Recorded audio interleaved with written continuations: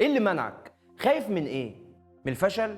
من الخسارة؟ لازم تبقى عارف ان الشكوى طريق سد مش هيوديك في حته. مشاكلك مش هتتحل غير لما تبدأ تدور على الحل. لو بتشتكي من الوضع الاقتصادي هتلاقيها صعبة على الكل. لو ظروفك مش مساعداك في غيرك ظروفهم كانت أصعب ونجحوا. لو حظك مش حلو في الدنيا فتأكد ان مش كل الأغنياء وارثين فلوسهم، بالعكس ده النسبة الأكبر هم اللي بانيين ثروتهم بإيديهم. كلام بقى زي ما عنديش وقت، مش معايا فلوس عشان أبدأ، أنا مش مؤهل إن أعمل كده، كل دي ممكن تكون حجج عشان تهرب من المسؤولية. طول ما أنت بتقنع نفسك إنك الضحية هتفضل دايما رد فعل، عمرك ما هتكون مبادر أو فاعل أو متحكم، لأن الوقت اللي هتقضيه في إنك تلاقي حل أو مخرج قررت تضيعه وتغرق في المشكلة. أفعالك هي اللي هتنقذك وتاخدك لقدام. لو خدت بالك إيه المشترك بين كل الناس الناجحة والأغنياء هتلاقي ان كلهم بيتحركوا لقدام، محدش فيهم قبل باللي قدمته له الحياه وقال ده اخري. ولحد ما تقدر تغير تفكيرك مفيش حاجه هتقدر تساعدك.